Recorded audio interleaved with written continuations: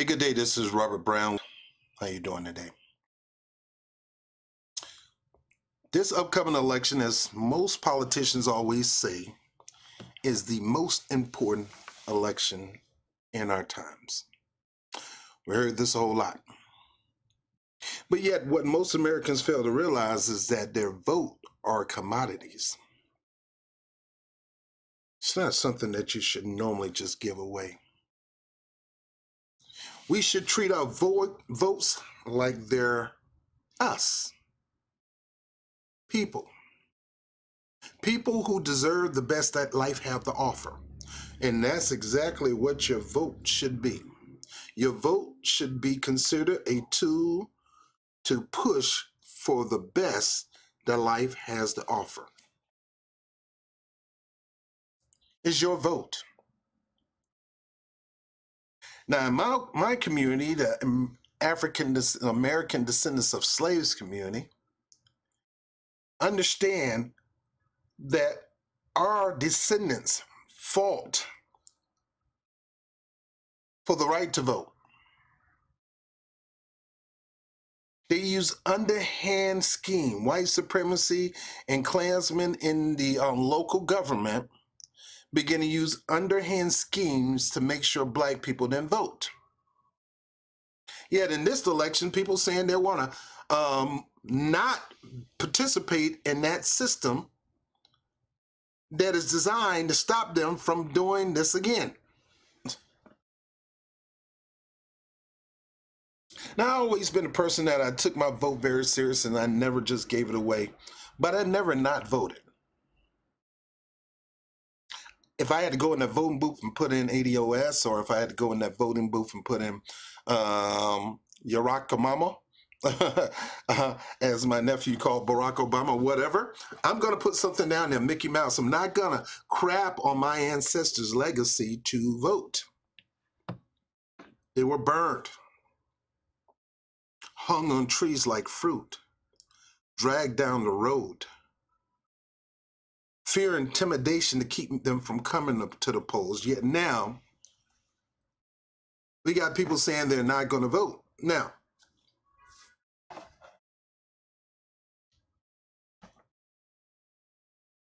I would never tell you not to vote. I understand there's a community that's saying if we don't get tangibles, you don't get my vote. I can say that. You don't get no tangibles, you're not going to get my vote. But I wouldn't say if you don't get no tangibles, you're not going to vote. And this is what I'm understanding that community is. ADOS doesn't mean no tangibles, no vote. ADOS means if you don't give us no tangible, we're not voting for you. Now, if they do not want to vote, that's their prerogative. But you're not going to sit here and shame people who decide to vote because they don't get tangibles. You're not going to sit here and call somebody a sellout. You're not going to sit here and say, if you don't join us, you're against us. You're not going to do that. That's fascism. You have literally become a fascist. That is not freedom. And you never get to the level of, you're trying to put yourself in a position of superiority. Now, going back to what I'm saying, it is important to make your vote precious and valuable. Don't become a slut voter. Don't just give people your vote. You make them court your vote. You make just like a relationship. You need to spend time with me. Politician, you need to go in your black community and spend time with the people in the black community. You have to. I don't care if you're black. You have to go in your community and listen to the needs of the community and make sure that their needs are going to be fulfilled before you even ask for the vote. Shame on you to expect somebody to get your vote and you're not even going to spend time with the people and court them to get their vote. And I'm going to go even further than courting, marry them. Become one with them. Help them produce babies. Policies that's going to lift up the black community. Policies that's going to close the wealth gap in the black community, including reparations. Reparation isn't the most important thing, and they're going to try to make you seem like it's the most important thing in the world, that if you don't get it, you're going to die. in some cases, it will affect the black community if we don't get some kind of reparations. Because we're losing this fight against any other culture, any other race that have migrated here to the United States. That's why we say no tangibles, no vote. That's why we say if you don't support reparation, we're not going to support you. Now me, and I'm talking about me only, I can't tell you what to do, and I would never tell you. Your vote is your vote and precious. Nobody on your vote, and don't you tell them they do, and don't let them shame you, voter shame you, because you're not following their agenda. Shame on them,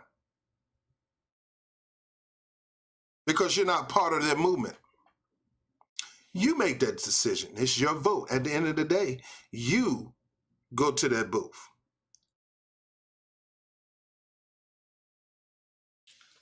As for me, I will not spit on the face of my ancestors and not vote. But I will make my ancestors proud and say, if you are not going to support the black community with tangibles, and you need to make that clear before you go any further in asking us for a vote. I don't give a crap who you are. I don't care about your platform. You can have the best platforms in the world, yet, and there have been people who ran for office with the best platforms in the world and don't execute majority of the things in that platform.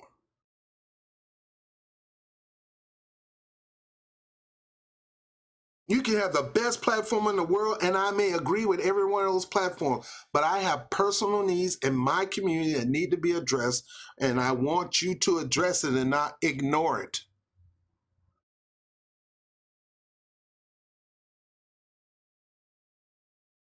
This thing is going to grow. This thing is going to become powerful, and it has the ability to derail people in certain areas of politics, and rightfully so. It is designed to do that. It is designed to put the fear in you that if you're going to not take a look at us and listen to our needs, listen to our wants, listen to our desires to happen in our community, and you don't come to agreement right now before a vote is cast, then no, you don't get my vote. I don't care who you are. You can be a political messiah. You can be somebody that's no name. Don't care who you are. The time of going into expecting the black community for their vote and not give concessions before the vote is dead and gone. This has to happen in politics. This is not a new wave, but this wave of accountability has to happen before you get involved with politics. Before you run for office, before you should have did this before you even made a decision to run for office. Go into the communities of America, especially the black community, if you want to court the black community vote, because the black community vote is the one that put Democrats over 99%, 90% most of the time. That's how we vote. We vote in huge numbers. The reason we didn't vote in huge numbers for Hillary Clinton, because she sucked it and it had nothing to do with Russia. It had nothing to do with Bernie either. We're finally coming to the point that we realize that our vote is a hot commodity. Our vote is like a spouse, a girl to us, somebody that we need to hold dear and close to our heart, valuable. Because like I said, my ancestors were burnt to a crisp, beat down to a point where you couldn't even recognize them, and hung on a tree, dragged miles down the street, only to be peed on by white supremacists, all to keep them from voting. And now we got a chance to vote. We realize how powerful that vote is. But I'm not going to put myself in a position where I'm going to allow them to take that away from me. No, I'm going to take it away from you. You're not getting my vote if you don't give my community the concessions that it needs. We need more than just reparations. Reparations is just a start. And sure, their platforms that offer Medicaid for all, yes, that's great. Medicare for all. Education for all, yes, that's great. Child daycare, that's great. Better schools, that's great. But no, that's equality. We're not talking about equality. We're talking about closing the gap. Because no matter when you do all those things, you're still going to be dealing with white supremacy. You're still going to be dealing with legislations of white supremacy that need to be overturned. And you're still dealing with the fact that we have a gap between us because we never got to the point of being on even playing field with the founding fathers of this country, so-called founding fathers. I understand why people call it founding fathers when there were people here already. Maybe the founding fathers of the American system, but you're not the founding fathers of America. The other half of my people were, the Native Americans. Your vote is powerful. Your vote is strong. Your vote is brighter than a diamond, better than pearls, more precious than gold or silver or platinum. And you should treat it as such. And I don't care how great a person's platform, you got to let them know, hey, these are the things I care about. And if you're not going to support them, then why are you asking me to support you? I don't care who you are, and I don't care how beautiful your platform is. I still don't trust you for the simple fact I trust other people who had great things they said they're going to do. And when they got in office, they couldn't do none of it. Now, strategic, there's certain people who probably can help people get in office to help push their agenda. That's what a smart person running from office do. They run for office, they win the office, then they build a coalition around him where other people can win office too, so they can get in office and help him promote his legislation. That's smart business. That's smart that's smart politicking. But it don't matter who you are. If you don't have nothing to offer, my community, who I see out there every day struggling. Don't get me wrong. I see white society struggling too. I see certain aspect of Hispanic society struggling too. I ain't talking about that. Bernie Sanders and any of these progressive politicians, they got platforms that'll deal with that. But that platform got to get voted in first. And we're letting you know you need to talk to these politicians who you want to implement these programs to listen to us, because we have the power to derail your vote, derail your chances of becoming the nominee in the primaries. We have the power and authority to stop you in the primary, especially in the Democratic system, because it's heavily closed. It's not open. Had it been an open store, open in every state, it would be a different story because the independents would outweigh the black votes. But right now in the Democratic Party, because they so dumb to open up the primaries, the independents can't outweigh the black vote because the independents cannot vote in majority of the Democratic elections in the primaries because of closed primaries. Yeah, you're going to try to use that to stop somebody from the grassroots from rising up. You're going to use that to stop. So what you're doing is you're using that, you come up with a policy to stop unknown people from the grassroots from rising up to the top to beat your selected person that you want to run that office. This time it's backfiring on you. Because of you doing that, you can't stop this. Because we understand now the only thing that you can rely on in the Democratic Party, primaries Democratic Party, the only thing you can rely on Democratic Party in the Democratic primaries is the black vote. And if you ain't getting that black vote, you ain't winning no election. You're going to need it. And if you don't get it, do whatever you can to get it. Make some concessions now. Meet with people right now that are professionals in that particular area of concessions, just like you do when you meet with the nurses and the doctors for health care, just like you do when you meet with the professors and the school administrator for free college. You need to meet with the black people to find out the black people needs and implement that now before you run. Because you don't get those supports from the doctors or the nurses or anywhere else until you make some kind of concessions for them. So now you make concessions for them in this. Other than that, you ain't winning the primary. I don't care who you are. There's one candidate, he's packing out the house, and I can say his name, Bernie Sanders, packing out the house.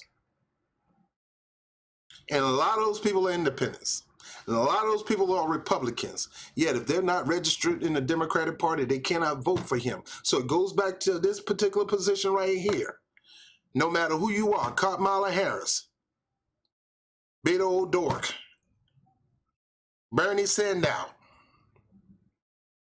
I got names for all of them. And I can love you and still let you know that if you don't pay attention to this community, if you sit there and take this community for a joke and take it for granted, and you sit there and assume that they're going to be on your side anyway when they go in to vote, that's the dumbest thing I ever heard, because that's what Joe Biden did when he was trying to push Hillary Clinton into office. He said all the young people are going to come together. I know there's fighting, there's tension, and they're struggling and making demands, but at the end of the day, when they go to their booth, you don't know what they're going to do. They all going to vote for Hillary Clinton, and they all didn't. So I adjure you people, whoever politicians that want, or any politician that run for office, if they got reparations on the table and they're making moves to meet with the people that already has been working on reparations, that already has it, already have the implementation of it, there's a group already done all that work, because people always talking about what it look like. There's a group saying, I can tell you what it look like, but you need to come over here and talk to us. I don't come to you. You're not that special. You come to me. You come to our community. Let's have a talk. Let's have a round table like you do with healthcare. Let's have a round table like you do with education. Let's have a healthcare when you deal with pharmaceutical industries. Let's have a reparation round table. You got people like Dr. Claude Anderson. You got people like Yvette Cardinal and Antonio from Tone Talk. You got all these people, I keep forgetting his last name, people who've been working on this for a long time. Then there's certain older commissions that's been around for a long time that's been doing this around. You need to get a round table with them while you're running for office and meet with them and come up with something. You need to get your head out of who you are and what you believe you think is right. Because I understand you thinking this is going to mess me up. No, let me tell you something, bro. If you do not take heed to what I'm saying, I don't care who it is. I don't care if it's Amy with the cloud and the boot in a jar. I don't care if it's Corey King Booker. If you are not going to listen to the ADOS community, and that community is growing, I'm telling you, if you're not going to sit with them and their people and receive the platform of reparation and receive the team that's going to help you bring it to pass, if you're not going to do that now and get in front of this issue, I'm telling you now, go back to this video, rewind it. You're not going to win the nomination without the black vote. You'll be barely winning it doesn't matter how powerful you are, you're still going to be a regular candidate sitting among the rest of the candidate in the primaries.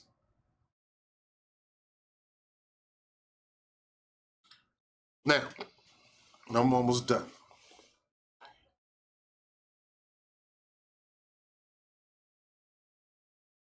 If you're not a registered Democrat, and I'm not a registered Democrat, my vote is not going to help you in the primaries because I'm not registered as a Democrat. Well, you need to register to become a Democrat. I don't need to do nothing unless they come to our table and tell us what kind of tangibles they're going to provide for us as a community. Now, don't get me wrong. I go back to some things that I said. I love the progressive platform. I think it's beautiful. I think it's an equal rights platform. I think it's an equal opportunity platform. But we're not talking about equal opportunity platforms right now. We're talking about giving a just due reward to a people who have been ostracized, brutalized, criticized, crippled, maimed,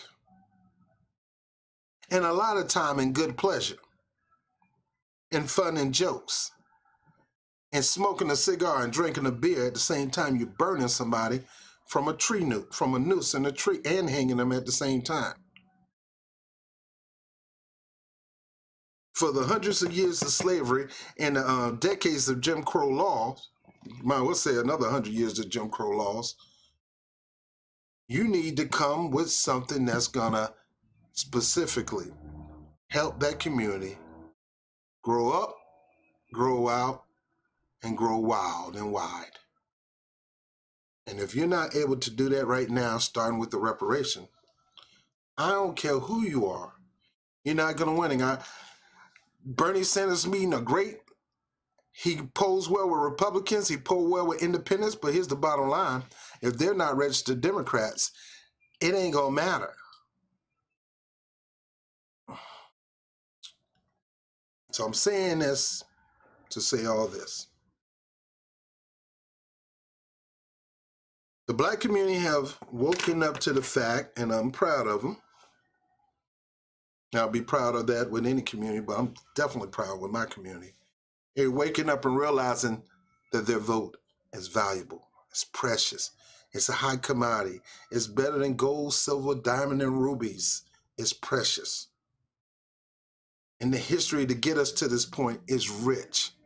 People being drugged down the streets, people being raped, brutalized, beat on, hung, burnt to the stake, burnt alive, thrown in the river alligators and crocodiles to be eaten up.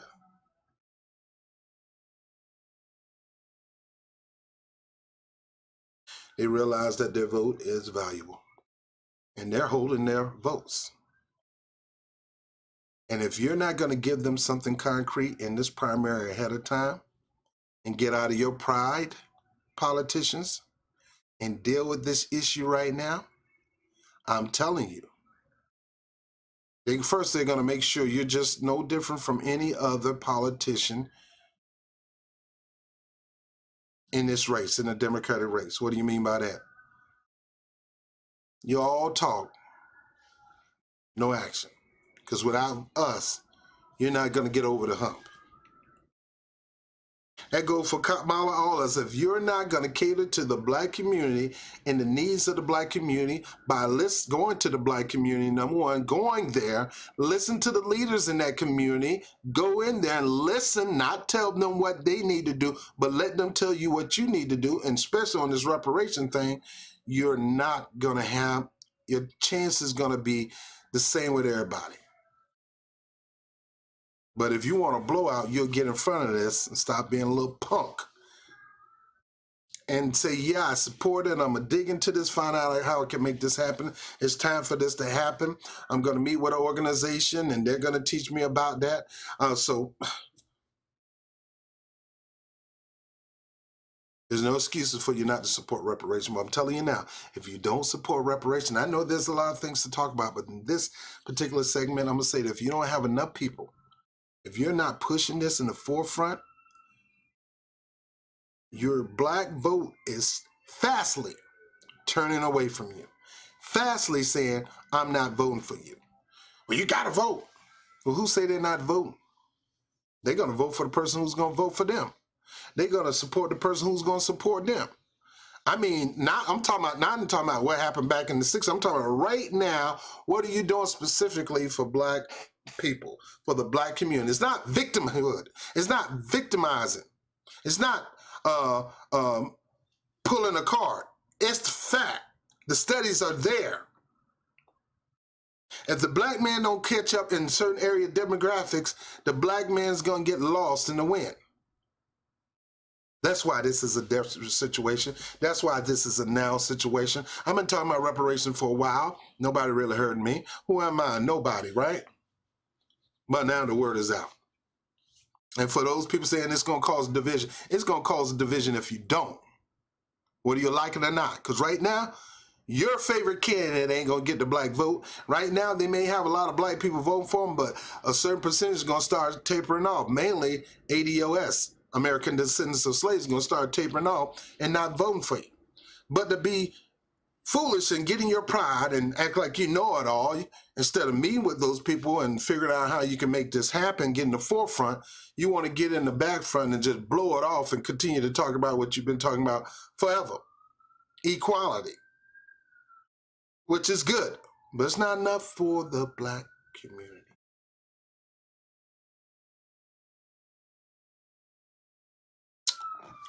Anyway, I'm done.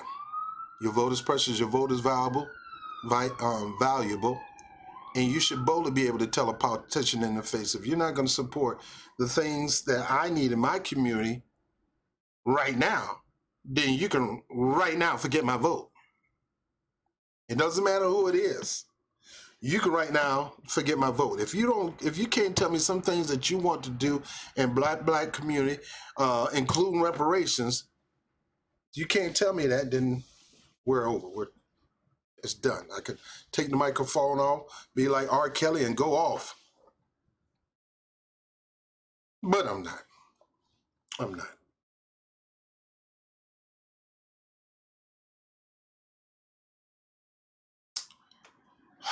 I'm done.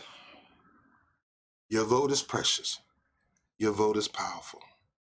It's one of the most valuable things that you get. And it wasn't easy getting this. People went through hell and high water in the black community to have this right. It was counting jelly beans out of a jar to qualify to vote. Right now, we can vote without qualifying. Thank God for that. But yet at the same time, we're still being oppressed. We're still being brutalized by the cops, black men, still being shot in the streets, still not being able to get a home loan when Susie so-and-so get a home loan based on their skin, or a business loan, or be able to buy a proper piece of property, still don't have the access. And that's why reparations is important. And that's why laws behind reparations should be put in place, like discrimination against black. Now, I know Bernie Sanders has some, but this should be tied in a reparation bill. That if you treat the black community this way, the American descendants of slaves this way, there will be consequences.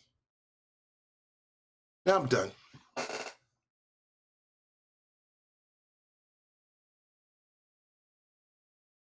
I'm done.